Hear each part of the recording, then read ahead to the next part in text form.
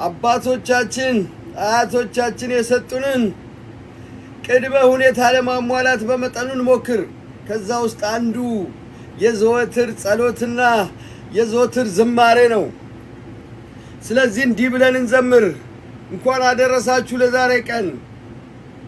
እሰይ ነጋ እንበል። እሰይ ነጋ።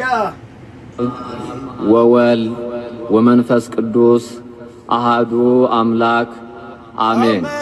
እግዚአብሔር በቀን ቸርነቱን ያዛል፣ በሌሊትም ዝማሬው በእኔ ዘንድ ይሆናል። የዳዊት መዝሙር 41 ቁጥር 8 እሰይ ነጋ። እሰይ ነጋ በሉ እንዘምር። እሰይ ነጋ